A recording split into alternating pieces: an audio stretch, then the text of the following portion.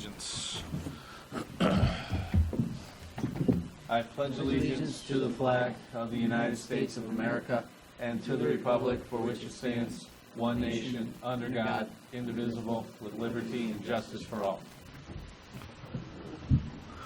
Okay, good evening, everyone.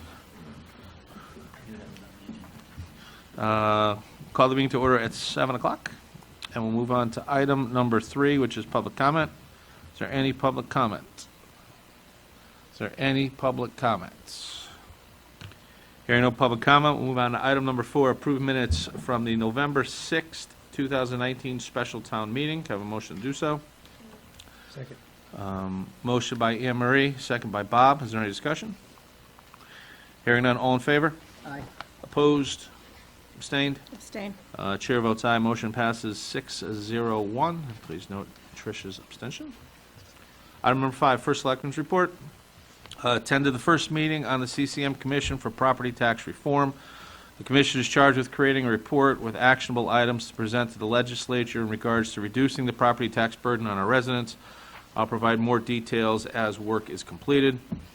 Attended a planning meeting at Seymour High School about the potential of creating an alumni hall of fame, very similar to the athletic one. They'd actually work parallel to one another. Still in the very early planning stages, but I think this is a great idea. I applaud the efforts of Vice Principal Paul Lucky and his team for bringing this idea forward. Attended the ribbon cutting for the upgraded facility at Emery Winslow Scale. They are moving existing operations from Indiana to Seymour and looking to expand their already impressive business. They're actually trying to get more into the medical field when it comes to the use of the scales. It was an honor to be with them during this very important moment in their company's history. Attended the Veterans Lunch at the Seymour Community Center. It was a great opportunity to say thank you to those that served in the military and an enjoyable lunch with some great people. Attended the Seymour Ambulance 50th Anniversary Gala. Want to again congratulate them on the great service that they provide to the residents of the town of Seymour. We're truly blessed to have such a great organization protecting us each day. Police union contract negotiations are still ongoing. I expect to have updates in the next few weeks for this board to review. The last piece that we're waiting for is they want to do a study of a change in schedule. I expect to have all that information by December 1st. So I'll have that for you at some point in one of the December meetings. Met again with the towns of Ansonia and Derby to explore the potential of regionalization. We're still in the process of reviewing the needs of each community and their strengths and weaknesses to determine what opportunities may be available. We're still targeting July 1st of 2020 for some of these changes to take place, and I'll just provide updates, obviously, as we go through the process. I've begun the process of the 2021 fiscal year budget. I expect to have my draft budget completed by the end of the month. As we have in past years, we'll be holding an off-site planning meeting on December 18th and 19th with the senior staff and key financial vendors. This meeting has been extremely beneficial to our long-term planning. I'll provide more updates as we get closer to the meeting. Tomorrow morning, I'll be leaving for San Antonio for the National League of Cities Conference. I'm honored to have been chosen to be a part of a special session that will be working on constructing a community-level ecosystem to better service our veterans.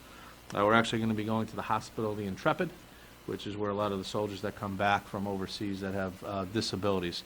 So we're going to spend some time with those soldiers and try to come up with solutions to better integrate the soldiers back into their communities when they leave the hospital. So I'm excited to spend a couple days doing that. And then a final note, actually, Alex just wanted me to pass on to the board. The Christmas parade is December 1st. As we know, I think you all got the email from, I believe, Mr. Stanek. So if you haven't responded to him directly, please do.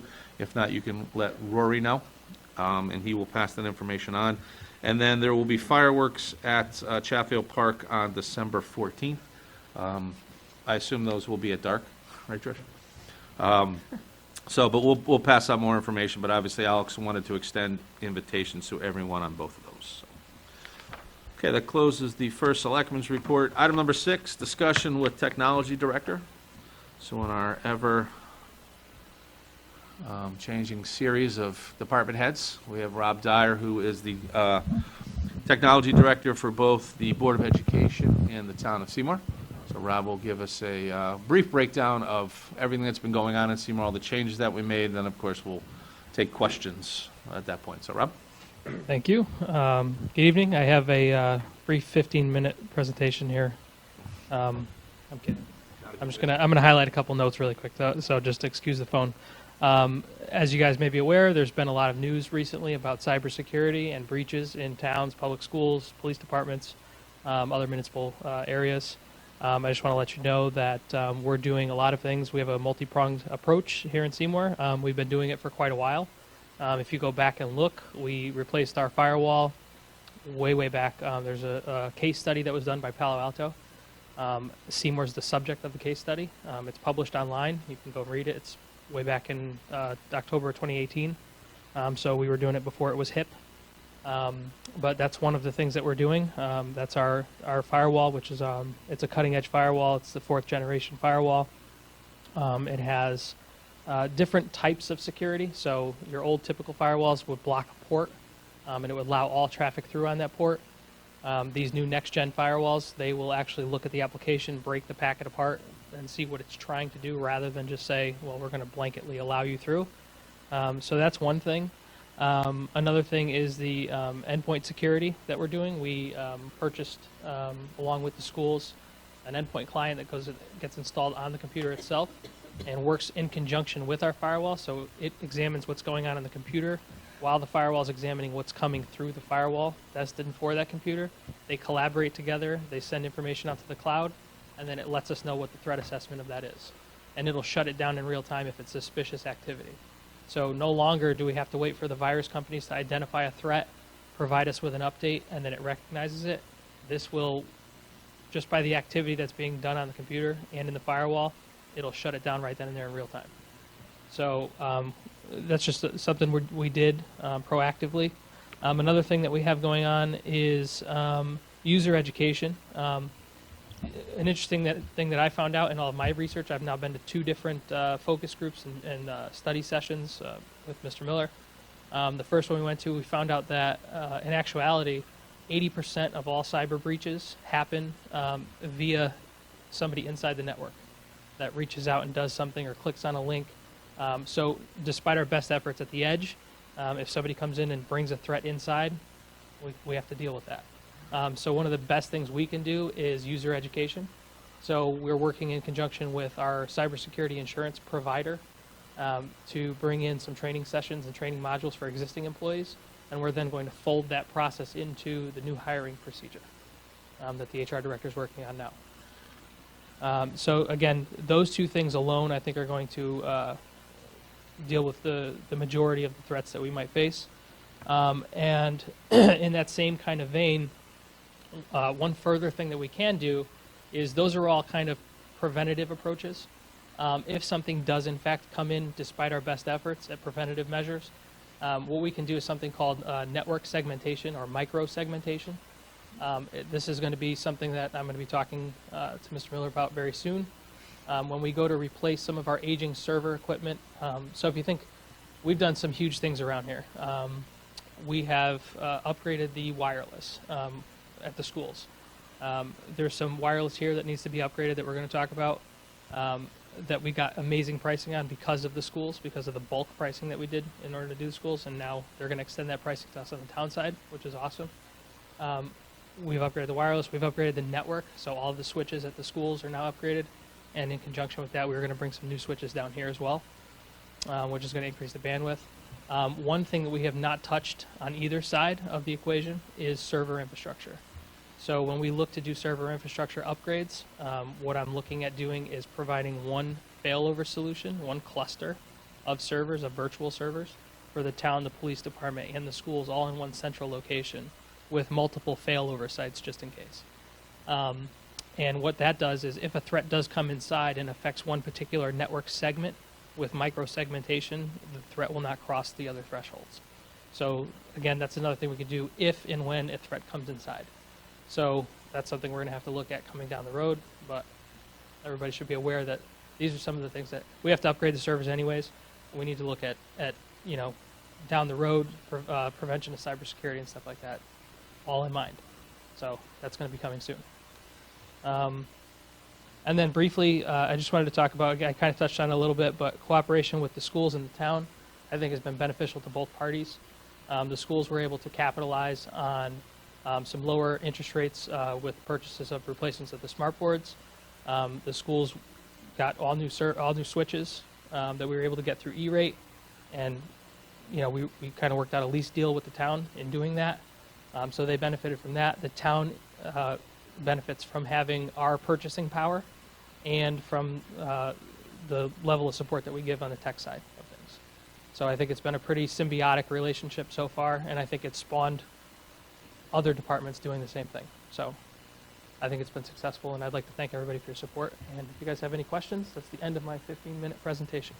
All right, so who has questions? Ma'am? With technology advancing as quickly as it does, is there kind of a 5-year, 10-year plan for how long things are going to work, how adaptable technology is going to be, if you guys are going to have to invest in 5 years in everything brand new, or is it just going to be software upgrades for a while? So typically, and again, each kind of component of a network has its own lifespan, right? So switches, when you talk about switches and networking infrastructure, it's typically a 10-year lifespan. When you talk about servers, it's a little less. It's like 5 to 6, 6 to 7, somewhere in that area. When you talk about endpoints, it's about a 4 to 5 year flip on those. So we started and we've almost fully implemented at this point a refresh plan for the end user devices, so the computers on people's desktops. I think we're coming up to the last year of that. We have one more round to go before there's not one computer in this whole town that's older than 5 years. The servers I just touched on. So again, that's probably a 6 to 7 year plan.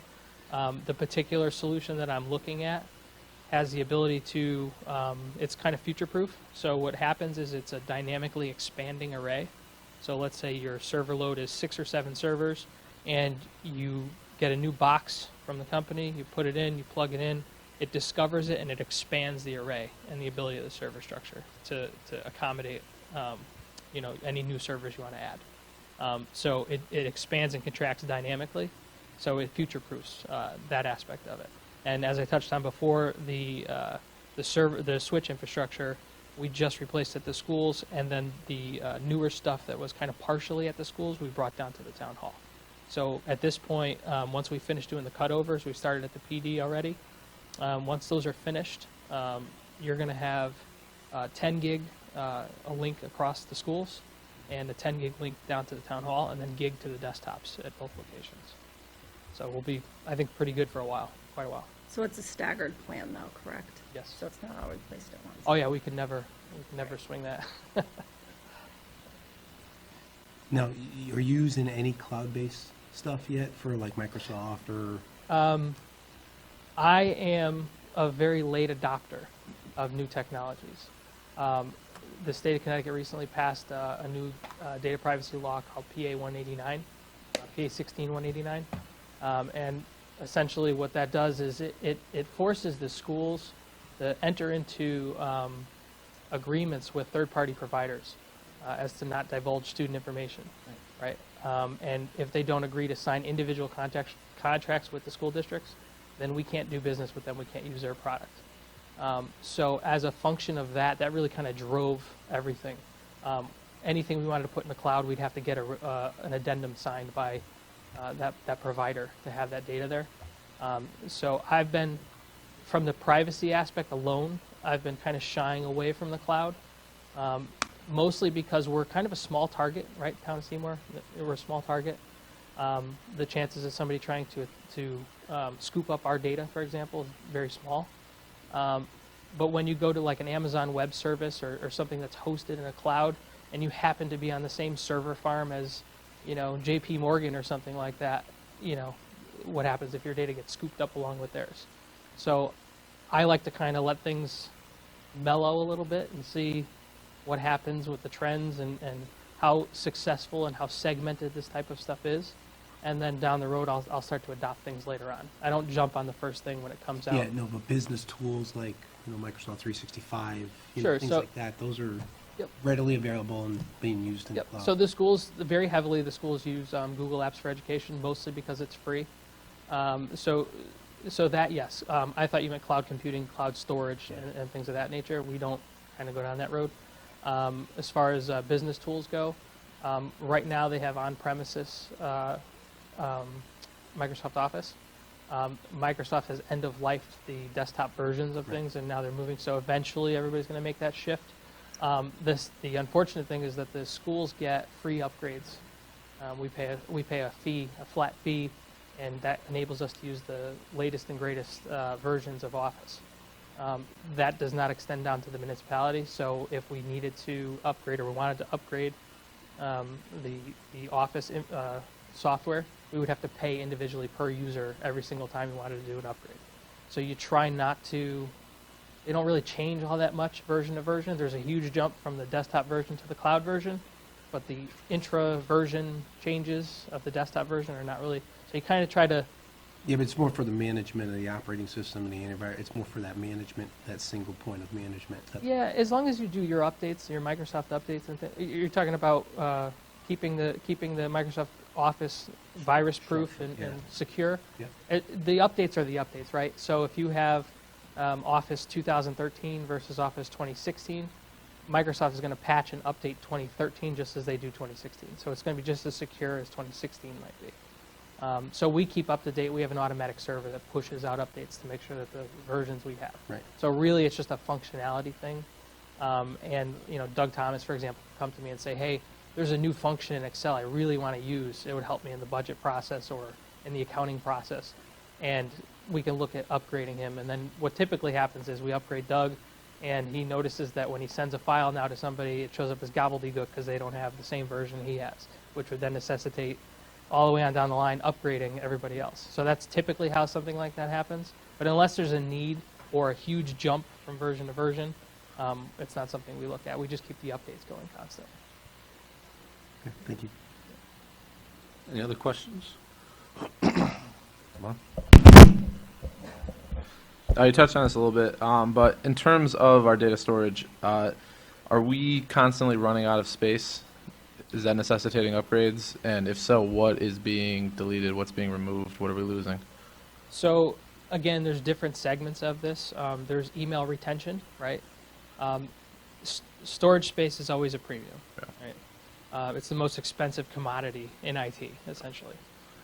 So it's always a constant battle. You always have something that's looking to grab more storage, and you're always having things that you move off-site to, say, a hosted solution, right? So if the tax assessor software, we used to host it inside, and now the company says, hey, we'll host it for you. So we move the entire database off our site over to Quality Data, for example, and they host it. So that's caused a reduction in our amount of data usage. But on the other side, the email usage has just ballooned, right? And now we're taking up more storage on that side of things. So I would say it kind of nets out to be about the same thing, simply because we're moving more resources, off-site to the companies themselves. But as I said, it's a commodity. Right. Well, my concern is that now that nearly all documentation is digital, that we might be losing documents that are 5 or 10 years old, whereas in the past they would be stored somewhere. So that would be somewhat of a concern to me. Do you see that as an issue? It's again, that kind of factors into the thought process of upgrading to that micro-segmented node, right, where we can expand this cluster if we need to very easily. We're currently, it's not an easy thing to do. So I think you're absolutely right. I think the town also does need to do, on the school side, we looked at coming up with a data retention policy. There's a couple of reasons for that. First and foremost, we were getting FOI requests for 6-7 years ago, and we had no policy to say we're only going to be responsible to provide you with 2 years worth of stuff. So again, on advice of council, they said, hey, you really need a policy so that if somebody requests it, you can only be expected to produce this amount of stuff. I think the town should look at doing the same thing. I don't know how that works out. It would be a discussion with them, because I think you have to go to the library administrators, get clearance and all that stuff to delete stuff. But I think it's worth looking into for that reason too, just to see if we can curtail the amount of data storage. I don't think anybody can expect us to have an indefinite amount of storage space. Right. Okay. And this is more curiosity. So, are people primarily communicating through email, or do you utilize like Microsoft Teams or Slack or anything like that? School side, yes. They very much so use Google Apps, Google Docs. There's all kinds of collaboration going on. On the town side of things, I see more of the old school email attachments and things of that nature. Is that again- bogging down the storage? Not so much. Because people are going to transfer files either way. It's gonna either pay in the cloud or pay to have local storage, right? And backups and all the responsibility that comes Yeah. with maintaining those backups. So it's 6 in one, half a dozen the other, honestly. The real question to ask is there an advantage in working collaboratively in real time in a document on a project? And if that need is here, then I would say absolutely, let's look at moving to a cloud-based solution. If the on-premises, file attachment seems to be working, then, it's a big shift to get people used to doing stuff in the cloud and sharing documents and collaborating. Sure. I think it leads to a lot more productivity, though, in a lot of cases, but It that's- might. yeah. It might. I think my it depends experience. on the nature of your work, though, Yeah, too. that's true. Okay, and then in terms of software, are you the sole person who approves new software requests or recommends new software to people? I think we work as a team approach. I think if somebody, and again, I'm sure if I go to Kurt and I say, absolutely not, this is terrible software, I think it would carry a little bit of weight. But I like to think that people are going to bring me a software proposal and say, hey, this would really help out. Can you look into it? And my role, I think, is to look into whether or not it's something we can do, something we can support, and if there's any security concerns associated with it, and if we have funding. If there's a And if we have free funding version for it. somewhere, yeah. And so if all of those criteria are met, then typically I would say let's get it. If there's a problem with that, then I would raise it, we would discuss it, and we would come to some sort of conclusion. So I wouldn't say I'm the one-stop shop, but I have an opinion on it. Have you taken on a role in actively suggesting new softwares for departments or individuals who might be very slow to modernize? I'm actually seeing the opposite, believe it or not. I'm seeing people coming to me with requests. The building department, for example, said, hey, we'd love to have a TV down here where we can throw up signage instead of having this old school dry erase, oil mark thing. I said, okay, we'll look into it, and we did it, and we're coming up with a solution for them to be able to interact with that. The same thing with the town clerk's office.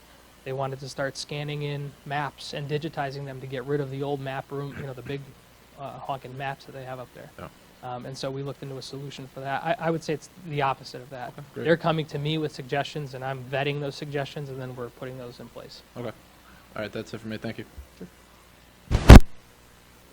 Anybody else? Everybody's good? Excellent. Thank you very much. Thank you, Rob. All right, item number 7, discussion regarding newsletter. As you know, in the budget, we put aside money for a quarterly newsletter that will be mailed out to all of the residents. The idea came to us as a suggestion from the Community Services Department through Mary. So Mary and her team have spent the last few months putting the newsletter together. Now, what you're going to see tonight is a rough draft of what is going to be mailed out. The final version is not due for 3 weeks, so this document will have typos. This document will have write-ups that will change, but what we wanted to do was give you an idea of ultimately what will be sent out to the residents. Now, if you flip to the very middle of the newsletter, that is the semi-annual, I guess, flyer that we used to send out that was very successful. So we wanted to obviously make sure that we maintain that. And then we asked each department head to try to give us, within 100 words or so, kind of a breakdown of what's going to happen over the next quarter. Obviously, we're still sharpening these things up a little bit. It's the first time for some of these folks doing some. Some were very good. Some were a little bit too wordy. But again, to put it into a something that everybody in this table would understand, we wanted to make it like a mailer going out for a campaign. You want the quick hit, just a piece of information that a resident's going to look down, it's going to catch their attention, and they're going to get some value in it. So we tried to replicate that all across the roughly 8 or 10 pages that we have here. So with that, I asked Mary to come and just kind of walk us through the document itself, and then also the process, field any questions that you have, So if you have any suggestions, Mary will certainly take that back, and they'll be strongly considered. But again, this is a rough document at this point. So Mary, just make sure you're talking to the mic, so. Make sure you don't break the microphone. Yeah. Did Rob leave?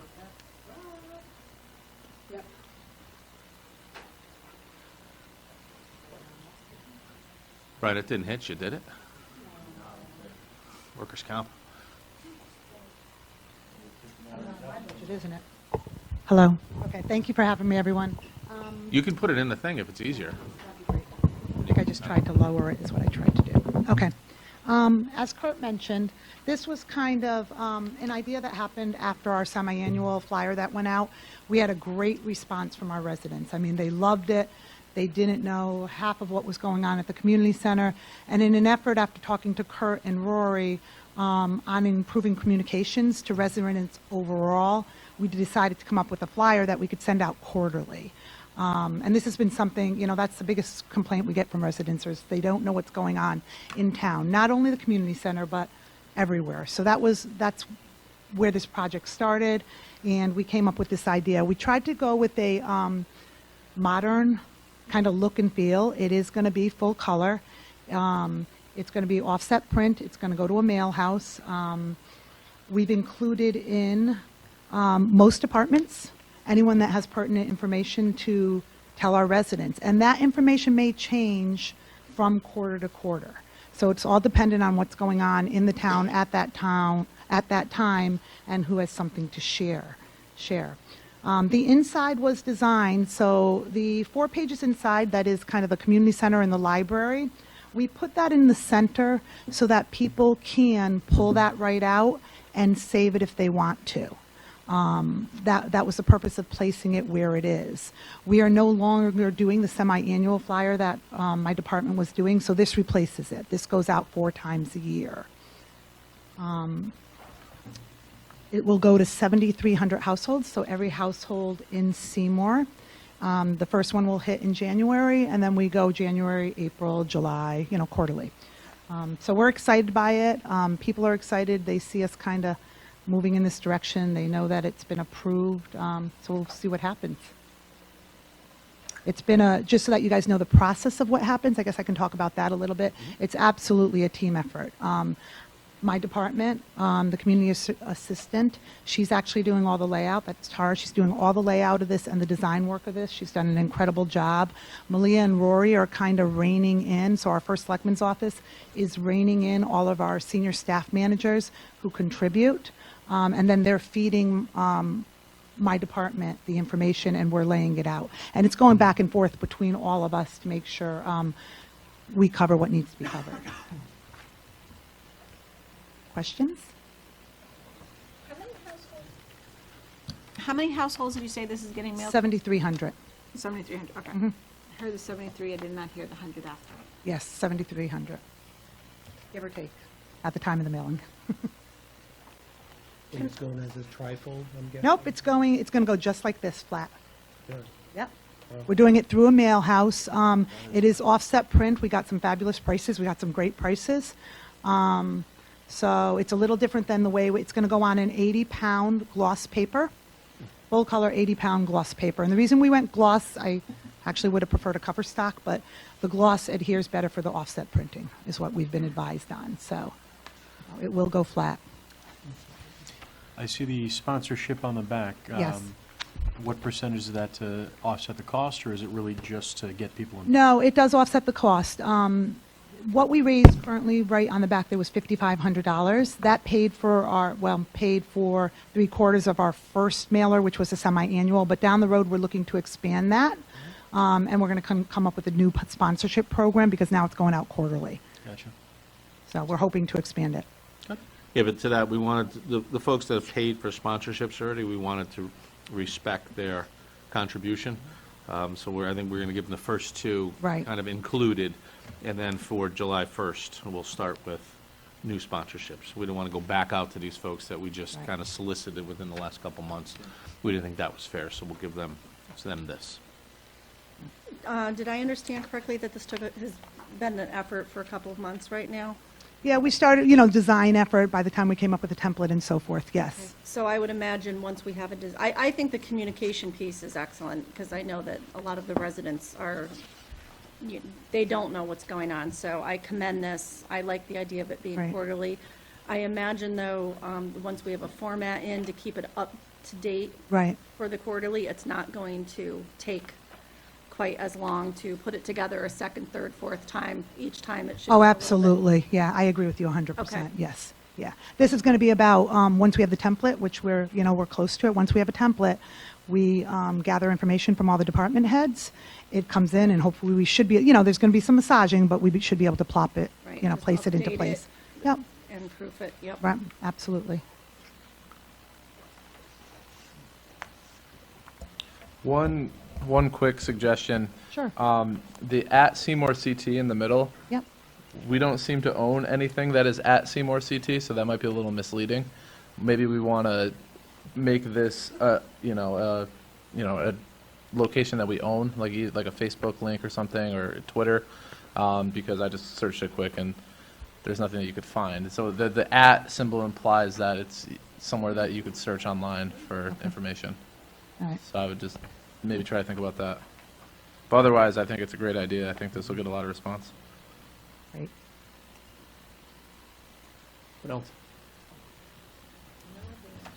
No? I like how they have the library information in there, to let you know that you can do more than just take out a book. Right. Right.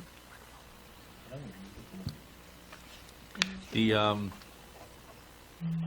I forgot what I was going to say. Oh, yeah, this will be online as well. It will be online. Absolutely. It'll be Where online? It'll be on our website, so it'll be on the town website, it'll be on the community services website. We'll post a link on our Facebook pages as well, so that people can get it from there. And we will probably also email it to our database, the community services database as well, of about 4,000 people. So any tool that we have that we can send it out electronically, we will do that as well. So speaking to Stefan's point about, at Seymour, at Seymour. Now we have at Seymour Town Hall on this page. Maybe to link it to that, you put the Seymour Town Hall webpage on that. Yeah, we have at SeymourCT.org, which Right. is good, but we don't own at SeymourCT Twitter or Facebook. Right. So that's, But the like- at implies more that it's like a Twitter page or an email address. I But mean, I- I guess it's, Each different page, they have like different sayings, so like the Seymour. Right, we were trying to Library- carry through the approach of a theme. It's a theme, Yeah, it's a absolutely, great a I little think bit a more theme is great. modern, yeah, At Seymour- Yeah, no, it's a great idea. great.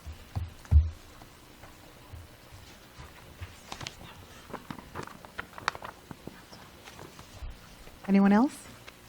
No? Everybody's good? All right, Excellent. thank you very much. Thank you very much. And then once the final version is done, we'll email a copy to everybody so you can see what the final version looks like, so. Excellent, thank you, Mary, nice job.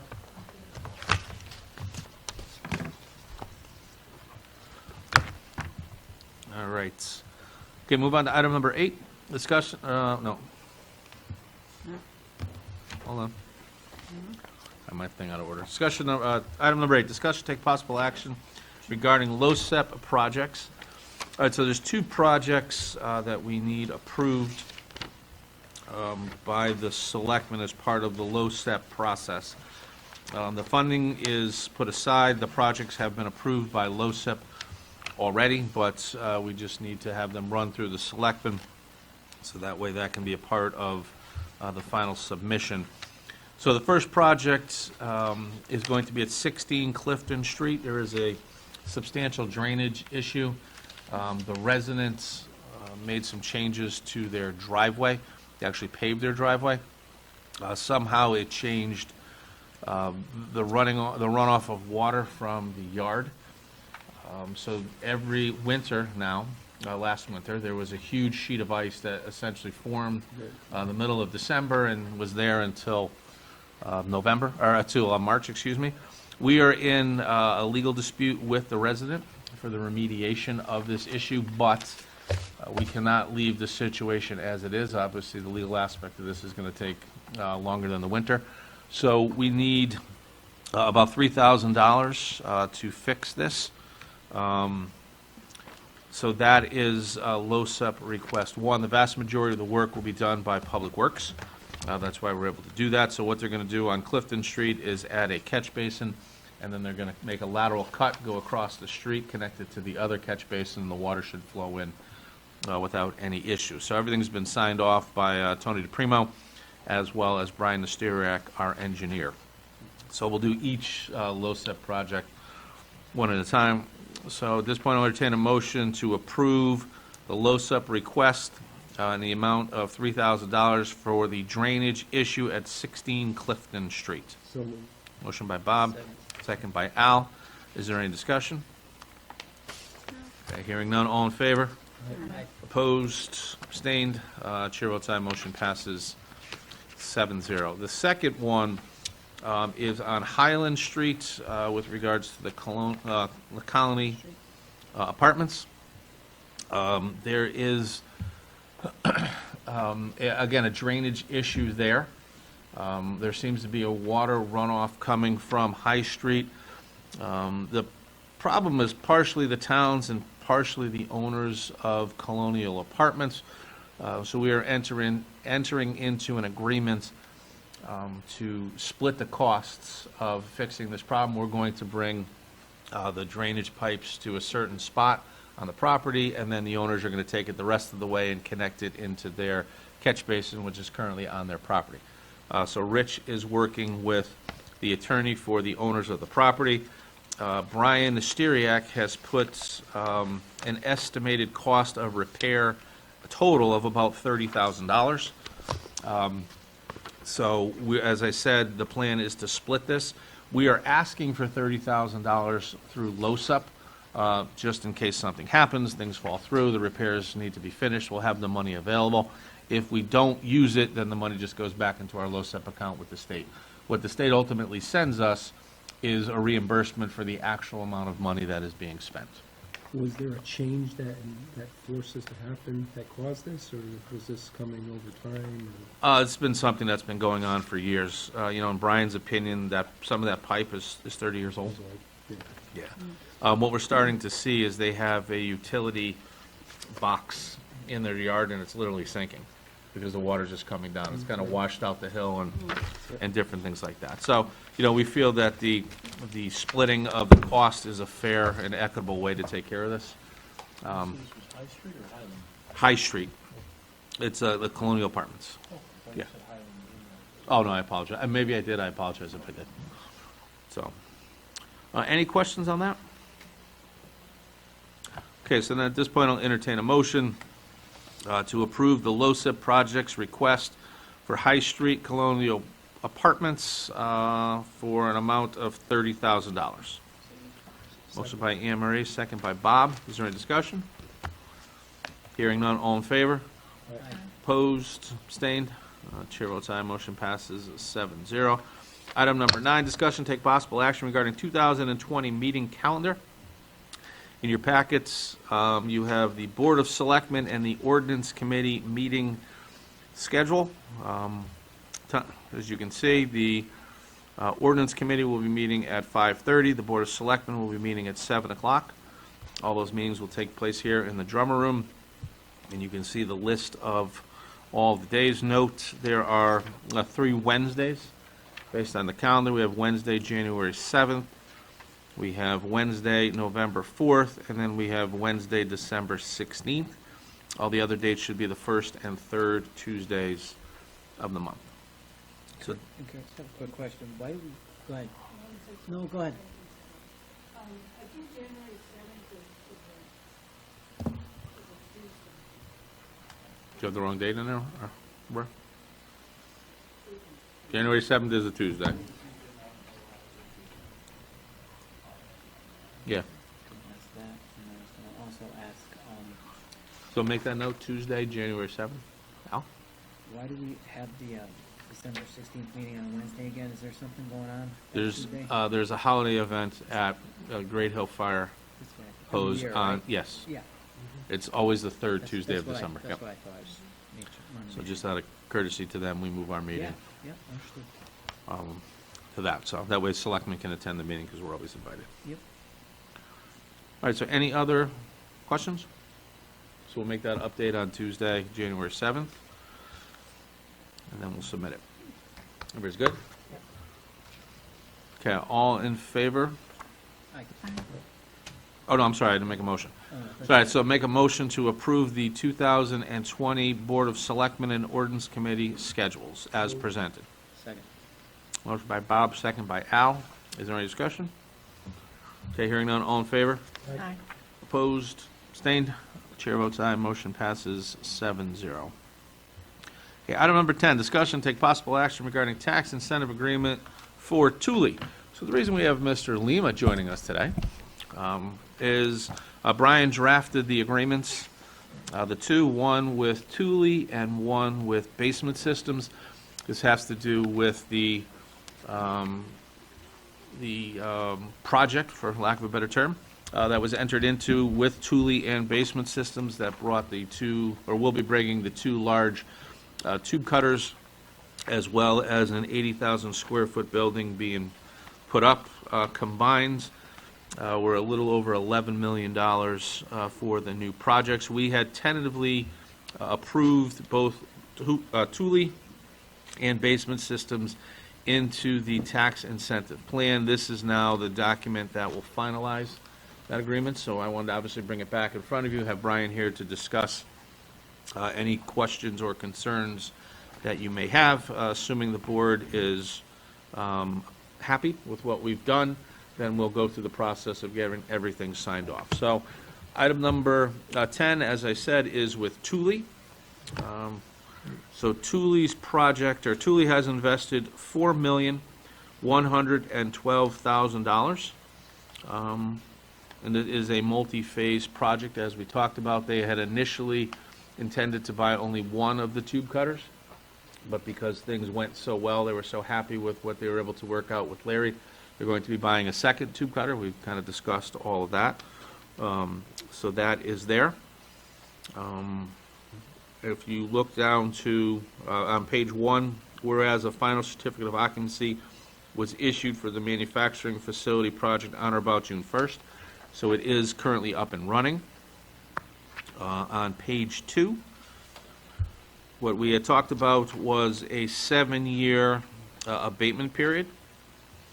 And you can see the tax years, so that would be October 1st of 2019, 2020, 21, 22, 23, 24, 25. So this will go into effect essentially for July 1st of 2020, the first tax year to be paid. We'll be abating 100% of the investment. On page 3, number 4, length of stay. As we have in our plan, we are requiring Thule to remain for a period of no less than 10 years, ending on October 1st of 2029.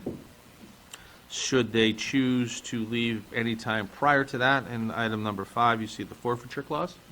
So they will be required to pay us back all of the taxes that have been abated. Again, this is all standard with all of our other documents. Those are kind of the highlights. I just wanted to, just read those into the record. Brian, anything that you want to add that I may have missed with regards to Thule? No, I think your summary was precisely on point. Okay. So any questions anyone has with regards to this agreement, whether it be with this or any of the legal questions that maybe Brian can answer? Yeah, I apologize. I didn't receive a packet in the email this week. I don't know if it was just my email, but so I didn't have time to really look into this. How different is this agreement from what we had provisionally talked about way back when? The numbers are, what we're abating is exactly the same. They were, I think initially they had talked about $3 million worth of investment. This is the 4.1. So, but everything else should be exactly as So it's discussed. up in value. Yes, yes. And if you look in the back of, and I know if you're just seeing this for the first time, Stefan, if you go to the back, you can see what the breakdown, Yeah, a little spreadsheet, I do see that. Yep. because they also did some upfit as well within the facility to allow for the extra tube gutter index. Okay, and I just want to be clear, make sure my numbers are right. I did some quick calculation at the beginning of the meeting when I saw this. Between these two projects, we would be abating, if the mill rate stays level, approximately about almost $2.8 million in taxes over a 7-year span. Over the 7-year span? Yeah, without doing the math, probably. Well, that's, yeah, okay. Yeah, That, sorry, I was going for the calculator. all right, I just want to be, Yeah, over the 70, yeah, it's about 400,000 each, or 400,000 each year, Yeah, roughly. give or take. Yeah, it's a little over, I mean, it makes sense, right? It's for 11 million Yeah, times 3.6%. yeah. So, all right, that seems like a lot. Okay. I just had one question. I'm going to play ignorant to how this is all figured out. Just kind of speaking on behalf of the average citizen, personally, I completely support abatements in order to keep the businesses, and I appreciate them staying in town and doing the investment within Seymour. I just think where people struggle is we don't have a lot, to Stefan's point, of taxes coming in because we don't have as much business as we'd like, and people feel like we rely on the residents. So in saying that, I'm just curious, in other towns you've worked with abatements that are offered to companies, do you see these kind of in line? Are we offering something that's much more enticing, or are we not being aggressive enough with the abatements? That's to me or to Brian? Whoever wants to answer and has one. Because I'm pretty ignorant to the process and how we figure out how we're going to. That's really my question, because I think most people, including me, don't really understand how that works. Well, what we have is in line with other communities. There is a sliding scale to this. One of the reasons that the building was built, and one of the reasons that Thule decided to stay in Seymour, was because of this tax incentive project, tax incentive plan. They were looking at Beacon Falls, they were looking at Milford. I mean, they were actively searching for a location to put this facility.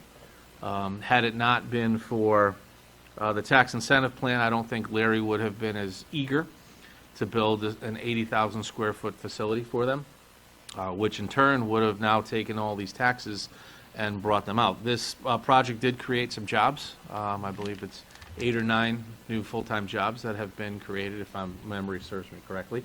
But again, while we're not receiving the money right away, we have an 80,000 square foot building with $4 million of state-of-the-art equipment that is now in Seymour. So now all we're doing simply is deferring the taxes.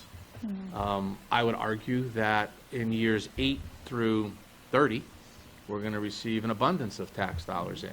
And again, Shelton did the same thing. It's about stimulating and having business come in. One business brings in another, brings in another. We saw that with Emery Winslow Scale. You know, they see what's going on in the industrial park. They moved their entire operation from Terre Haute, Indiana to Seymour, and they'll be using our tax incentive plan as well. That's brought several jobs. We've seen it with MPI bringing equipment in. This, I believe, is Thule's second or third bite of the apple, and Basement Systems, I believe, fourth or fifth. So, yes, we're giving up some short-term tax dollars, but I think the long-term implications for Seymour are big. Right, okay, thank you. to play- I want to be very clear, it's not that I'm not supporting it, Oh, I just think it's important to have that dialogue, because I don't think, I couldn't have really expanded upon that very well for clarity, and I think it is what a lot of people just don't understand how the program works. And another point of clarification is somebody worked on that plan with John Conroy, who was the chair of that committee. This plan, I'm not just saying because I was part of the group, John drove a lot of it. It has been pilfered by many other towns. So we did a lot of the heavy lifting and it benefited our community, but other towns have mimicked it or just basically stolen it outright and used it for their own towns. So I think I mean, should we look at the document once in a while? Yes, we should. But it seems like it's reaping the benefits that we were hoping it would when it was put into Excellent, and I think that's what we want to get out to. When you look at everybody. investment stability, when you're looking at what that brought to, between those two businesses, it was huge, and it gives us that 10-year window Yep. with the intention that you hook them in, that they stay. Yeah. the longer term. It was really so. forward-thinking in its idea. So kudos to the administration that thought of it. Yeah, it was great idea. I'd like just to play devil's advocate quick on one of the points Kurt made. The first 7 years of a new building and new equipment are going to be the most valuable of those years. So we are getting it at a slightly reduced collection rate, just to be clear. Personally, I'm not sold totally on this program, but it would be hypocritical, I think, of me to vote no at this point, since I did vote yes earlier in the process. So I just wanted to say I think the science is not settled on how effective these tax incentive programs are. And, I think to Trish's point earlier, I think a lot of people would like, they would like to see the businesses contributing a little bit more of a percentage of our tax revenue. So we should be keeping that in mind as well. Yeah, just coming from the outside and being with a lot of different businesses, working with a lot of different businesses are looking to leave places on a drop of a hat these days, especially larger corporations. We see it all the time. So anytime a town's coming in and giving you those incentives to keep you there, they're going to stay. Yeah, but I think there's a bit of a mischaracterization there, because businesses don't solely look at tax implications when they move. They look at a lot of other factors. I think you see that at the state level. A lot of the businesses that people have been upset with leaving have left to states that have similar or even higher tax rates than we do. So it's not just taxes, but your point is well taken. Well, I mean, I could say definitively, if it wasn't for the taxes, if it wasn't for this tax incentive plan, this deal would not have existed in Seymour. Because Larry would not have reached out, and Thule definitely would have gone to, Thule was leaving. I mean, Thule was definitely- actively looking outside of Seymour. So, and, and to that point, the last thing we would want, Thule is one of the fixtures of our Commerce and Technology Park. They suddenly moved to Milford. And, they can maybe get a lower mill rate in Milford. There's more amenities for their staff. It's not that far. There's probably more space. I know that the town council in Milford's a little bit questionable, but, that's actually Brian. But, the last thing you do is you want to give your strong corporate citizens an opportunity to leave Seymour. And I know that if Thule just stepped foot in Milford, I'm sure Mayor Blake would be all over them trying to encourage them. So, part of it too is, making sure you're keeping your corporate people happy. And, in fairness to Basement Systems, they're our largest taxpayer. We're just about our largest taxpayer, one of our largest employers. And, giving, Larry the ability to continue to reinvest in his operations, reinvest in the park, I think is a good thing, and obviously going to keep him happier and wanting to stay in Seymour. Last thing I'll say is I just certainly hope that whoever is around here in 10 years and one day has the same dedication to keeping these businesses here for when, because if we get 3 years of tax revenue out of this, we're getting hosed, I mean, quite frankly. So we got to keep a strong policy of retaining our biggest taxpayers. Right. Anything else? Nope. Okay, so at this point, I'll entertain a motion to approve the fixed assessment agreement between the town of Seymour and Thule Incorporated for a 7-year period as presented by town council. So moved. Motion by Anne Marie, second by Al. Is there any discussion? Okay, hearing none, all in favor? Aye. Opposed, abstained? Chair votes aye, motion passes 7-0. Next item on the agenda is item number 11, discussion take possible action regarding tax incentive agreement for Basement Systems. So again, it is a mirror of the Thule agreements, with the exception, obviously, this is between the town of Seymour and the Lawrence M. Janeski and Wendy S. Janeski, trustees of the Janeski Trust. It is for $7 million. It has the same stipulations. If you go to the sheet that was presented, an application and certification for payment, you can see the actual amount that was spent was $7,585,187.09. As you can see, it is a typical Larry Janeski Basement Systems building. If you drive by, it is beautiful, very aesthetically pleasing. Larry and Claris Construction, who did the work, who does all of Larry's work up on the hill, are very easy to work with. So it's actually a very simple and straightforward process. So any questions with regards to this one? Yeah, remember, all the stipulations are the same. Did the dollar value change on this one since last looked at? They had estimates somewhere between 7.5 and 8 million. So they came in a little bit lower than that, Okay, but. thanks. Any questions? No? Okay. That then, I'll entertain a motion to approve the fixed assessment agreement between the Town of Seymour and the Lawrence M. Janeski and Wendy S. Janeski, trustees of the Janeski Trust, as presented by Town Council. So moved. Motion by Trish, second by Al. Is there any discussion?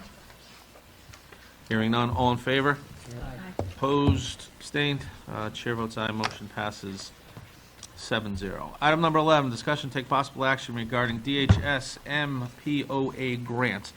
So I'll read the authorizing resolution. This is the grant that we do every year to allow us to apply for grants through Homeland Security. It says, I, Leanna McMurray, Town Clerk of the Town of Seymour, do hereby certify that the following is a true and correct copy of a resolution adopted by the Board of Selectmen at its duly called and held meeting on November 19, 2019, at which a quorum was present and acting throughout, and that the resolution has not been modified, rescinded, or revoked, and is at present in full force and effect.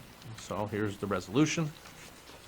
Resolved that the Board of Selectmen may enter into, with, and deliver to the State of Connecticut Department of Emergency Services and Public Protection, Division of Emergency Management, Homeland Security, any and all documents which it deems to be necessary and appropriate, and further resolved that W. Kurt Miller, as first selectman of the Town of Seymour, is authorized and directed to execute and deliver any and all documents on behalf of the Board of Selectmen, and to do and perform all acts and things which he deems to be necessary or appropriate to carry out the terms of such documents, including but not limited to executing and delivering all agreements and documents contemplated by such documents. The undersigned further certifies that W. Kurt Miller now holds the office of First Selectman, and that he's held that office since December 5th, 2011. So can I have a motion to approve the resolution as presented? Motion by Anne Marie, second by Bob. Is there any discussion? What kind of numbers are we looking at from the grants over the last few years? Is there one particular grant that we use this for, or do they have spattering? It's a spattering, yeah. And they're competitive. Sometimes these grants are for regional equipment, so we may get, I know one year we got a truck, as an example, that is shared by all of our Demas region. So it's different things like that. Sometimes we get specific equipment, it just depends. So. Any other questions, comments? No? Okay, hearing none, all in favor? Aye. Opposed, abstained, chair votes aye, motion passes 7-0. Item number 13 is appointments. We have no appointments before us. We will do a mass appointing at our next meeting. Item number 14, tax refunds and abatements. At this point, I'll entertain a motion to approve the tax collector's report dated November 14th, 2019, as presented by Susan Bolin, our assistant tax collector. Motion by Anne Marie, Second. second by Bob. Under discussion, just make sure you have no issues. Okay, hearing none, all in favor? Opposed, abstained? Chair votes aye, motion passes 7-0. Item number 15 is transfers. We have no transfers before us. Item number 16 is correspondence. We have the check register for your reviewing. We have two letters of resignation. One is from Joyce Kozlowski, who will be stepping down from the Library Board of Directors. This was an odd one. She had 2 years left on her term on the Library Board of Directors and ran for a new term. No one picked this up, so she will be resigning from her current term and will be seated in the new term that she just won. So we will be filling the vacant seats on the Library Board of Directors at the next meeting.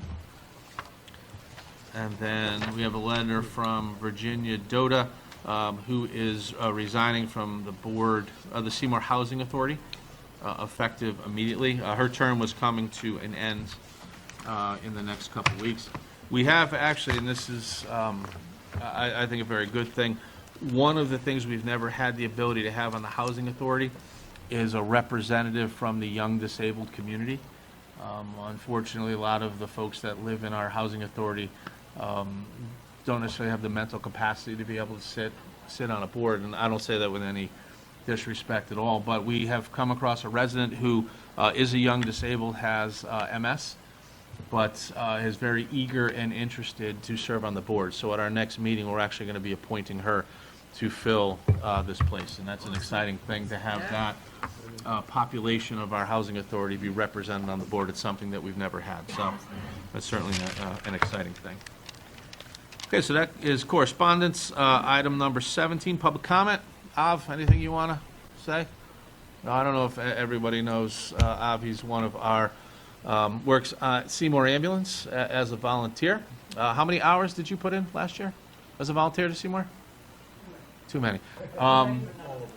Yeah, I've won the, received the Rotary's Civil Service Award for the town of Seymour. He literally puts in thousands of hours as a volunteer to Seymour. Takes the train down from, you got a car now? So, but he was taking the train down every day from Waterbury to volunteer in Seymour. That's how dedicated he was. So, just Thank want to you. say hello to you and thanks for coming out. Got nervous when you walked in, so it's, you know. So there's no public comment? All right. Selectmen's public comments. Would you like to go first or last, Mr. Bohuniak, on your last day? Go last. Go last. All right. Wow, switch gears, put me on the spot. Mrs. Danka. I usually have time to think. There was a nice turnout at the evening Veterans Day service, so very, very nice. Glad to see that there were a lot of people there. Just thank Rob Dyer. I think he does an amazing job. I agree that I think it is a wonderful thing that we've partnered with the Board of Education to share services where it makes sense, helps the taxpayers tremendously, and I think it's the collaborative effort. We're seeing some nice monetary scales when we're able to get cheaper services or products and use the really intelligent know-how between the municipality and Board of Education. Also, I do agree with Rob that the town probably should have a retention policy. I just caution, that's going to be quite a large undertaking because there's going to be items that are legally required to be held for a certain amount of time. And, one of the reasons you do want to get rid of things that you don't need to hold is for legal reasons, because if you have them, they can be used, and if you don't and you shouldn't have them, that's great, but that's going to be quite a large undertaking. And that is all I have put on the fly.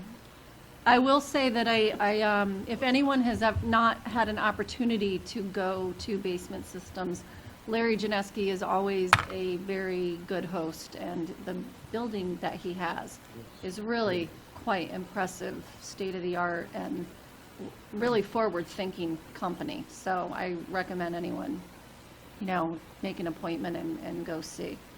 Yeah, they will be hosting our finance summit again this year. We normally would go to a hotel. Last year, Larry offered his new training facility building and all the bells and whistles. We Yeah. went up. It was perfect. So we'll And be there again this year. I do appreciate the investment of both Thule and Basement Systems and any other company that is thinking of doing that. And Kurt, thank you for expanding upon the explanation so that people understand why we do these types of things. And just, I don't know if Rob added this, because I stepped out for a second while he was giving his presentation, but the town, the municipal side and the Board of Education, for the first time in as long as I can remember, will actually be utilizing the exact same financial software going forward. So we're going to make a purchase. Everything should be up and running for July 1st of 2020.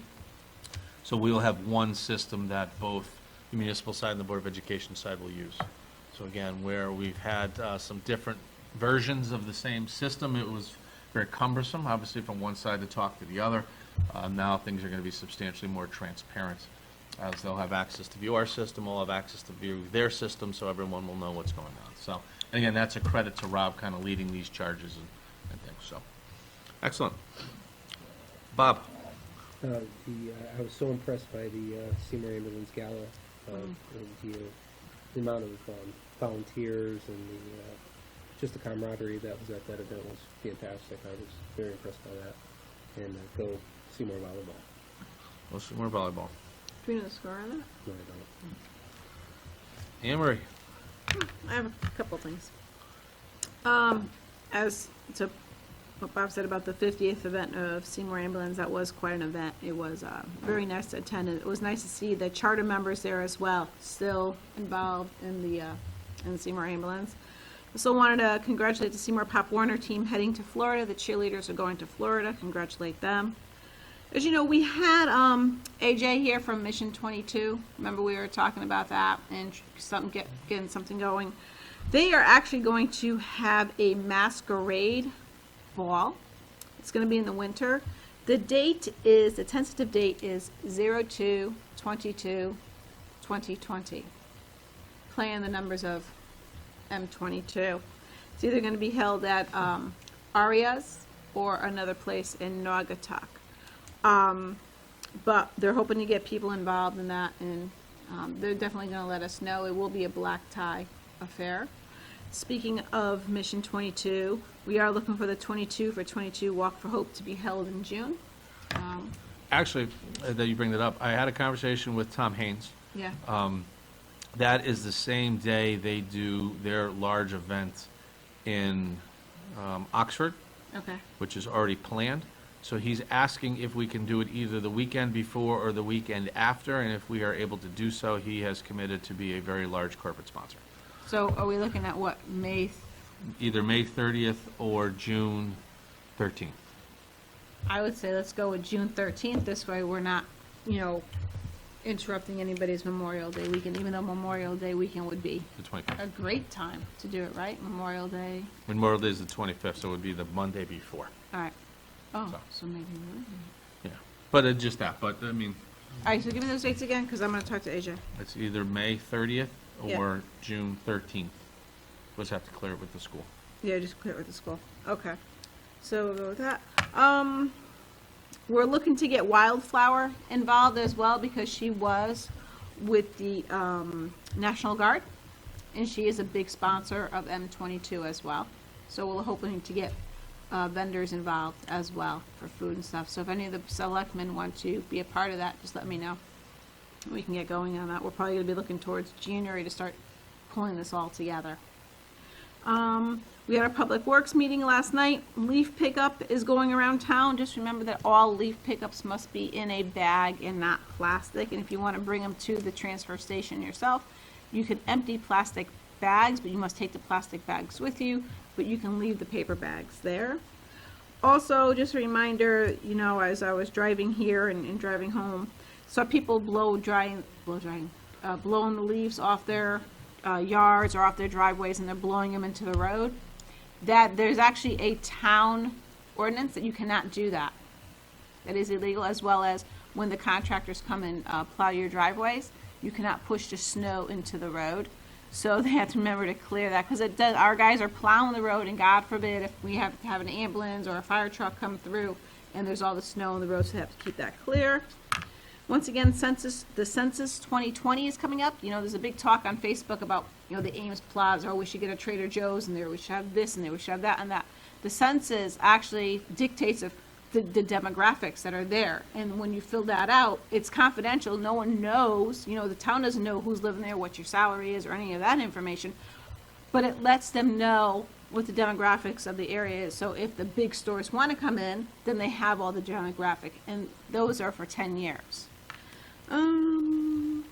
As well as I was at the vet service at Broad Street Park. It was very nice. It seems like it gets bigger and bigger every year, and it was the middle school was there singing their song, so it was nice. And Stefan. Stephen. Stefan. Yeah, it was Stefan for the first at least 6 months. I hate that this is your last meeting. Oh, she's gonna cry. I'm back. I'm not gonna cry. I don't cry. Well, I do cry, but I won't cry. But good luck in whatever you do. I'm done. Sorry, I had a lot to say. Al. Amazing, I know, right? Just wanted to echo the comments about the Seymour Ambulance Gala. It was a great event at Waterview. It was great to see, yes, their camaraderie, as Bob said, their excellent leadership. People are still involved. The volunteer hours are astronomical. Everything that they do for our town and surrounding communities, from what I understand, when they're pulled in, it's pretty amazing. So that was a fun Friday night. It was great to get out on a Friday and kick the weekend off that way. So look forward to any future galas with them, because they put on quite a party. That was good times. The other thing I'd like to say is that I do appreciate and want to thank Thule and Basement Systems for being in our community. They're huge taxpayers. They do a lot of work for our communities. And at some point, Trish, I think I'm going to take up that standing invite and go check out Basement Systems. I've never been in the facility, so I'd like to check that out. And last but not least, Stefan, thank you for your service. It's been good to have you on this board. You're a good voice, and you're always putting your best foot forward in the best interest of the community. Although we've disagreed sometimes on points, I respect your opinions, and good luck in your future service. Thank you.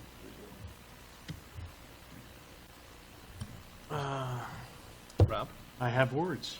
This time I have words. It is the season we're getting into. I'm on the advisory board for the Greater Valley Salvation Army out of Ansonia. So we are going to be starting the bell ringing. You might have seen it over at Market 32. Now it's going to start expanding right after Black Friday. Quick note on that, a lot of people have a lot of misconceptions and think that that money goes all over the place. It stays in the valley, so it's helping out people in this area.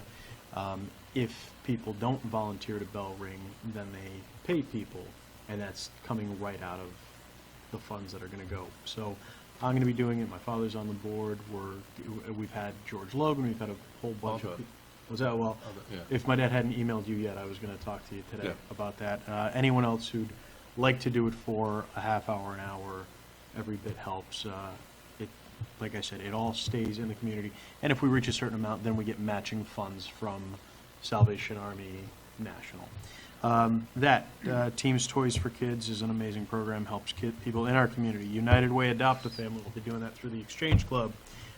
Food Security Task Force has been very active trying to root out the food insecurity in the valley. Seymour Oxford Food Bank. I don't know if you guys have ever done anything when they do their Thanksgiving meals, but they need volunteers to help when our neighbors come to go pick up their meals, organizing and helping with that. So that's something I've done for the last few years. Is that on Thanksgiving Day? No, that's, I'll find out from Ms. Cassidy when they're going to do that, but it's usually a day or two ahead of time. You let me know. Okay, absolutely. We'll do that. There was one more thing. No, that's it. Happy Thanksgiving, everybody. And just to, build off Rob's stuff, the team toys for kids, I don't think we can say toys for tots. No, you can't. I up the Yankee Clipper, Tommy Baffett Yes. does. Thank That you. is going to be on the 24th. Anne Marie has just scribbled on my page, so obviously, we're all welcome to do that. Great Tom event. always appreciates the huge turnout. So again, if you can bring some unwrapped toys, that would be greatly appreciated to that. when we're speaking to Tom, because normally we don't donate like the big items like bikes or something like that with the lions and everything, but he did say smaller toys, because the smaller, if you spend the amount that you would be on a big gift, the smaller amount, it goes Get more. more toys, Yeah. Is that like a drum roll? That's exactly what I thought. Did you do a drum roll? No, it's literally static. Static. Oh. My turn? The floor is yours for All right. the last time. All right. I don't think I have anything particularly profound to say, but I just wanted to quickly mention, how do I top the stunning and touching tribute that Rob just paid to me? That It's was. going to take some time, so. if you- I'm if you need trying a to. minute, I'm trying to compose myself. Yeah, It's hard to hear. It's hard to hear such praise yeah. about yourself. But anyways, I just on a serious note, I do want to say that this has been, 4 years on here. It's been very fast, very quick. I hope I don't get emotional. I might. It's been a huge honor and very humbling. Probably the biggest humbling moment and honor of my life so far to serve Seymour in this capacity. I didn't think it would ever happen, so I'm very, very happy. I'm happy with how my time has gone so far. I think I was respectful and I brought some good ideas to the table. But more importantly, I want to thank each of you. Most of you, or all of you, have been more gracious with your time and your advice than you had to be, and I appreciate that. I will continue being here at all times. I will be at many of these meetings going forward. I will be continuing to serve on the many boards that I have not been able to get myself off of yet. Not that I have intentions to, but I do really enjoy serving Seymour, so I will continue doing that in many capacities. I hope to have more time to Rob's point, to do some more volunteer work, some more time for that. I just want to quickly touch on, Karen Stanek, who, was a mentor. She helped me a lot. I do miss her, and I want to thank her for all of the time she put in with me. People, past members of the board during my time, like Lynn Green and Nicole Claris-Dietrich, same goes for them. And Paul Roy, who got me involved. It was his seat before mine, so I'm very honored to take up the mantle from him. And I just want to wish all of you the best, and the best to Chris Bowen, who I think will be a fun and interesting addition to the board, but I think he will do very well. I think he'll bring some interesting ideas. And I just want to say, if there's any advice I can give, I would say try to keep the discussions respectful, and it's been very appreciated and very unexpected how cordial everyone is with each other and how respectful. And, that's a way that you can actually make progress when people aren't at each other's throat all the time. Sometimes I hear criticism about I'm too nice to you guys, and I've heard that you guys are too nice to me sometimes also. But that's the only way that we can kind of forward each other's ideas and get collaboration. So I do hope that spirit continues in Seymour. I think we're very lucky to have that, and I'll be looking forward to seeing that continue. And thank you. We have a little time left to go out with a big hurrah. Okay. Rob, would you like to circle back? I'm only kidding. Pull out, I was gonna do a scroll. He didn't want to be embarrassed, so. Well, so I'll just finish up. We think we've touched on everything, but Stefan, it's been a pleasure to watch you grow over the last 4 years. I think you've been an excellent member. I think you have certainly represented a different viewpoint on a lot of issues, which has been very good. I think you've helped us shape a lot of good policy for the town of Seymour. It's great that this board doesn't necessarily look at things as Republicans and Democrats, but more as what is best for the residents of the town of Seymour, and you've had a very large voice in that over the last 4 years. So we will certainly miss you on this board. It's sad to see you go. Mr. Bowen has some big shoes to fill. We know that you will be at our meetings, so now we know we'll at least have one person in the crowd. That'll be good. So public comment, we'll now have something there, so we're looking forward to that. We will continue to call you anytime there's an opening on a board or commission, very much like I did this morning. And Stefan told me what I can go do with my request to join that board. But no, it's certainly been a pleasure. I think you have a future in this town going forward, and, you know, like I said, it's been a pleasure to watch you to grow and develop into the person that you are now, so. Well, so with that, Rory, is there anything we've missed? No. Monica? Brian? Veronica or Avi, anything you two want to add, just because you're here?